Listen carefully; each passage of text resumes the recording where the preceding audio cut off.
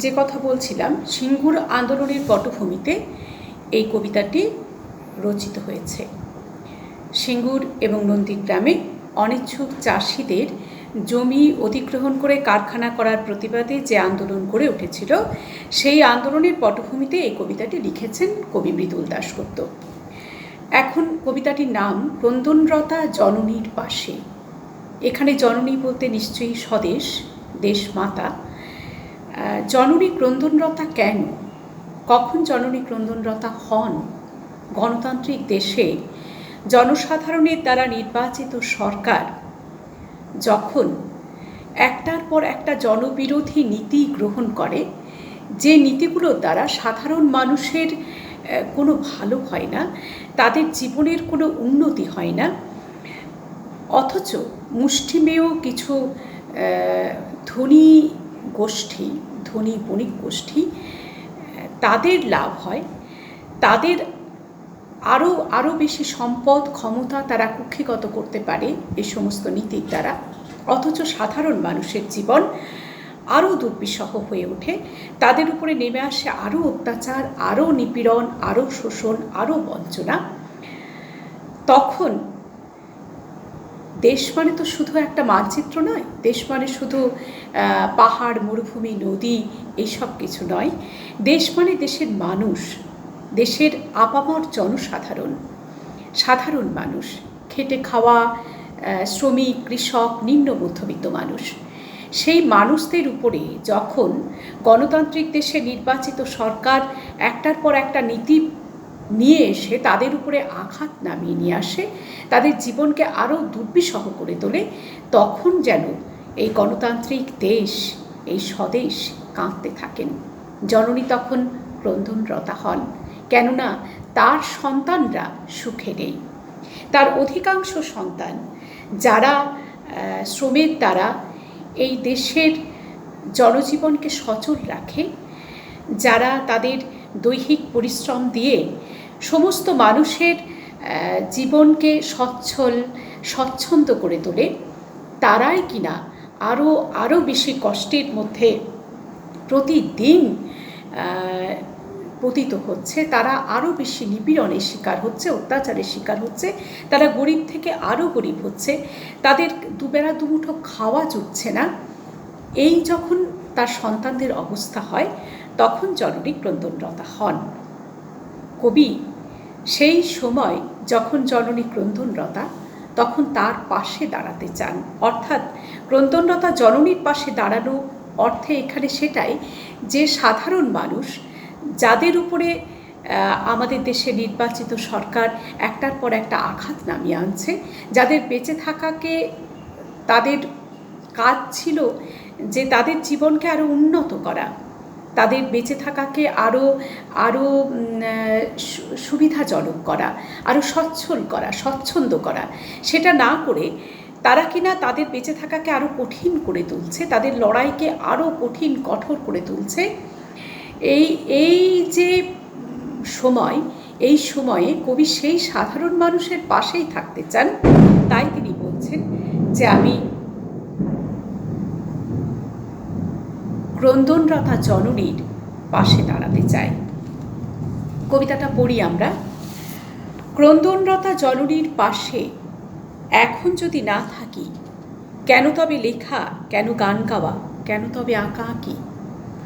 কবি বলছেন যে যখন এই দেশ জননীর পাশে দাঁড়ানো দরকার, এই দেশের আপামর জনসাধারণের নিপীড়ন, শোষণ, অত্যাচারের বিরুদ্ধে যখন প্রতিবাদ করা দরকার, তখন যদি সেটা না করতে পারি, যদি সেই সাধারণ মানুষের দুঃখ বেদনার শরিক হতে না পারি, যদি সেই সাধারণ মানুষের অত্যাচার, নিপীড়ন, শোষণের প্রতিবাদ করতে না পারি, তবে এই লেখালেখি, এই গান গাওয়া, এই ছবি আঁকার কোনো অর্থ নেই।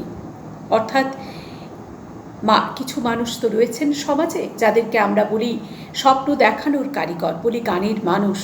তারাই এই পৃথিবীর সভ্যতাকে মানব কল্যাণের পথে দিশা দেখান। সেই মানুষগুলো যারা সাহিত্য রচনা করেন, যারা ছবি আঁকেন, যারা গান অর্থাৎ শিল্পী, সাহিত্যিক, সংস্কৃতি মনস্ক মানুষজন, তাদের এই শিল্প সৃষ্টির কোনো অর্থ থাকে না যদি না এই শিল্প সৃষ্টির পিছনে কোনো সামাজিক দায়বদ্ধতা থাকে। কেননা কবি এই দেশের আপামর জনসাধারণের একজন, যিনি সাহিত্যিক, যিনি ছবি আঁকেন, যিনি গান করেন, তিনিও এই দেশের আপামর সাধারণ মানুষের বাইরে নন।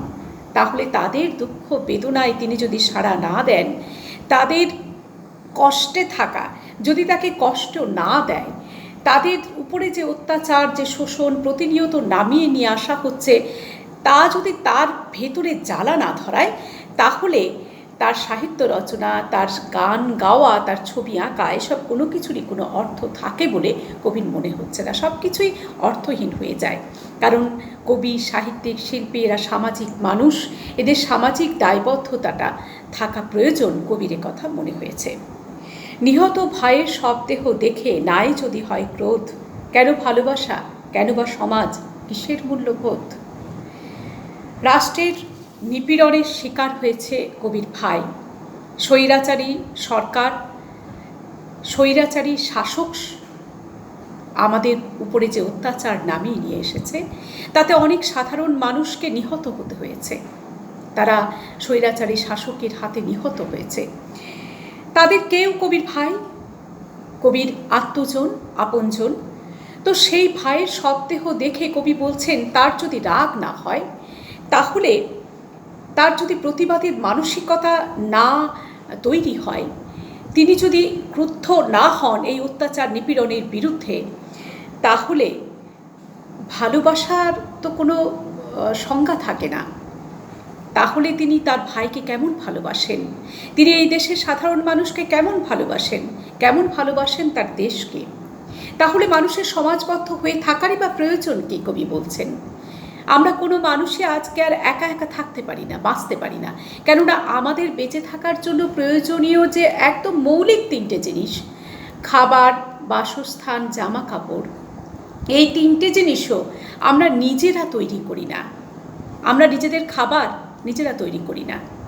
কেউ একজন চাষ করে, সেখান থেকে সেই খাবার প্রক্রিয়াকরণ হয়, তারপর ব্যবসায়ীরা সেই খাবার আমার দরজায় পৌঁছে দেয়। আমার নিজের জামা কাপড় আমি নিজে বুনি না। আমার নিজে যে বাড়িতে আমি থাকি, সেই বাড়িটা আমি নিজে একা হাতে তৈরি করিনি। কোটি কোটি মানুষের পরিশ্রম আমার এই সমস্ত জীবনের পিছনে রয়েছে। শুধু বেঁচে থাকার প্রয়োজন নয়, বেঁচে থাকার আরও নানান প্রয়োজন রয়েছে। এই তিনটি প্রয়োজন ছাড়া বিনোদন, জ্ঞান অর্জন, এই সব কিছুর পিছনেই রয়েছে কোটি কোটি মানুষের পরিশ্রম, তাদের ভাবনা চিন্তা, তাদের যোগদান।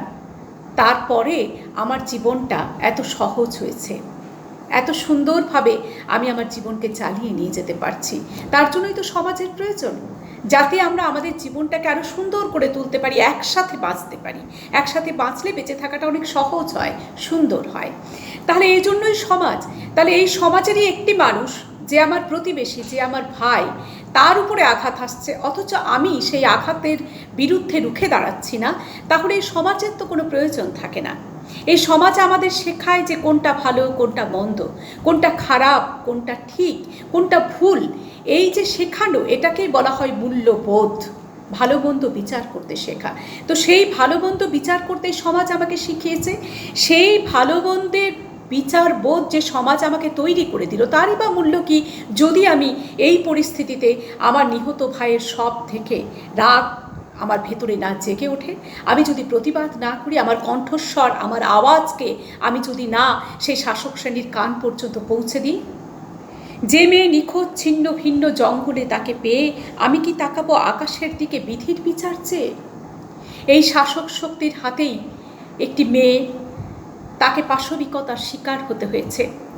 শেষ নিখোঁজ ছিল, তন্ন তন্ন করে সারা তল্লাট খুঁজে তাকে জঙ্গলে খুঁজে পাওয়া গেল। কেমন অবস্থায় খুঁজে পাওয়া গেল? তার শরীর ছিন্ন ভিন্ন, তার উপরে পাশবিক অত্যাচার নামিয়ে নিয়ে আসা হয়েছে। স্বৈরাচারী শাসক এই অত্যাচার নামিয়ে নিয়ে এসেছে আন্দোলনকে প্রতিহত করার জন্য, মানুষের যে প্রতিবাদ তাকে স্তব্ধ করে দেওয়ার জন্য। তাহলে এই অবস্থায় কবি বলছেন যে যখন এরকম করে তাকে খুঁজে পাওয়া গেল, একটি মেয়েকে ছিন্ন ভিন্নভাবে সে পড়ে রয়েছে জঙ্গলে, তখন আমি কি আকাশের দিকে তাকিয়ে বিধাতার কাছে এর প্রতিবিধান চাইব? কবি বলছেন যে বিধাতা এর প্রতিবিধান করে দেবেন, নাকি মানুষ হিসেবে সেই মেয়েটির একজন আত্মজন হিসেবে আমি এই শাসকের বিরুদ্ধে প্রতিবাদের আওয়াজ তুলব? বলছেন, আমি তা পারি না, যা পারি কেবল সেই কবিতায় জাগে আমার বিবেক, আমার বারুদ বিস্ফোরণের আগে। আমি তা পারি না, অর্থাৎ আমি কিনা এই রকম পরিস্থিতিতে যখন একটার পর একটা মানুষের উপরে অত্যাচার নামিয়ে নিয়ে আসা হচ্ছে, তখন আমি বিধাতার দিকে তাকিয়ে তার কাছ থেকে বিচার চাইতে পারি না। আমি কি পারি? বলছেন, যা পারি কেবল সেই কবিতায় জাগে আমার বিবেক। আমি কি পারি? আমি আমার বিবেককে জাগ্রত করে রাখতে পারি। আমার বিবেক যা আমাকে ভালোমন্দ বোধ বুদ্ধি শেখায়, আমাকে ভাবতে শেখায়, আমাকে যুক্তিসম্মতভাবে বিজ্ঞানসম্মতভাবে ভাবতে শেখায় কোনটা ঠিক কোনটা ভুল, কি করা উচিত কি করা উচিত নয়, তাহলে এই অবস্থায় সেই বিবেককে আমি আমার কবিতার মধ্যে জাগিয়ে রাখতে পারি। আমি তো কবি, আমি কবিতা লিখি, কবি বলছেন। তাহলে আমি আমার এই যে কবিতা, আমার সৃষ্টি, আমার সৃজনশীলতা, তার মধ্যে আমার বিবেক যেন জেগে থাকে, আমার বিবেক যেন বেঁচে থাকে, আমার কবিতা যেন কোনটা উচিত কোনটা অনুচিত, কোনটা ভালো কোনটা মন্দ, কোনটা অত্যাচার কোনটা শোষণ, কার বিরুদ্ধে রুখে দাঁড়ানো উচিত, সেই কথাগুলো যেন আমার কবিতা বলতে পারে আমার বারুদ বিস্ফোরণের আগে। তবেই আমার কবিতার মধ্যে প্রতিবাদের বারুদ সঞ্চিত হবে, যা কিনা এই মানুষকে প্রতিবাদের ভাষা যোগাবে। মানুষের প্রতিবাদের বিস্ফোরণ একদিন না একদিন ঘটবেই। আমরা জানি বারুদ হচ্ছে একটা বিস্ফোরক, যা কিনা প্রচণ্ড বিস্ফোরণ ঘটায় এবং সব কিছুকে তছনছ করে দেয়। কবি বলছেন, আমার কবিতা সেরকম বারুদের মতো বিস্ফোরক হোক, যাতে মানুষ এই কবিতা থেকে প্রতিবাদের ভাষা শিখতে পারে এবং প্রতিবাদ করে এই যে অত্যাচারী স্বৈরাচারী শাসক, তাদের এই অত্যাচার নিপীড়ন শোষণ তার বিরুদ্ধে রুখে দাঁড়াতে পারে এবং এই অত্যাচার নিপীড়ন শোষণকে প্রতিহত করতে পারে, স্তব্ধ করতে পারে।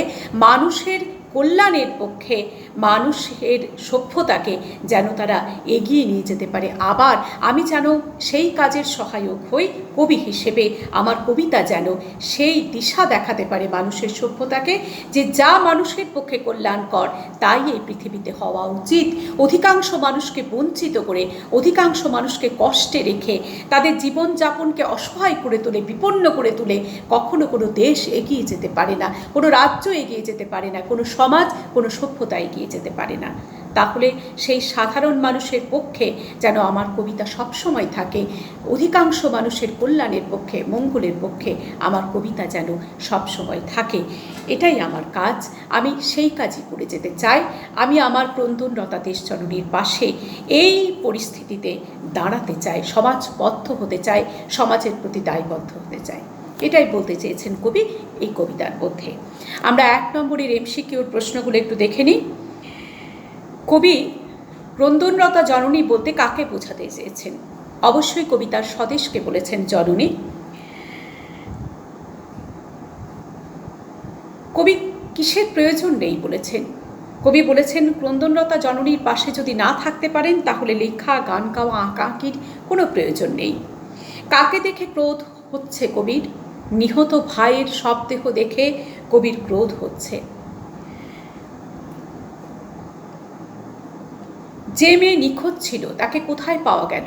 তাকে জঙ্গলে পাওয়া গেল। কেমন অবস্থায় পাওয়া গেল? ছিন্ন ভিন্ন অবস্থায় তাকে পাওয়া গেল। কবি তাকে পেয়ে কবির মনে কি প্রশ্ন দেখা দিয়েছে? কবির মনে প্রশ্ন দেখা দিয়েছে যে তিনি কি এই অবস্থায় বিধির বিধান চেয়ে আকাশের দিকে তাকিয়ে থাকবেন, বিধাতার বিচার চেয়ে? কবি কি পারেন না?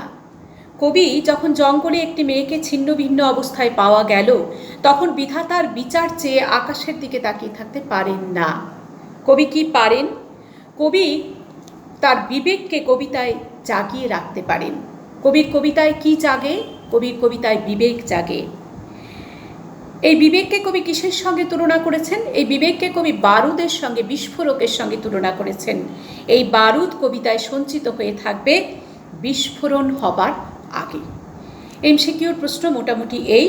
আমরা আরও অন্যান্য প্রশ্ন এবং এই কবিতার সারসংক্ষেপ হোয়াটসঅ্যাপে আলোচনা করে নেব।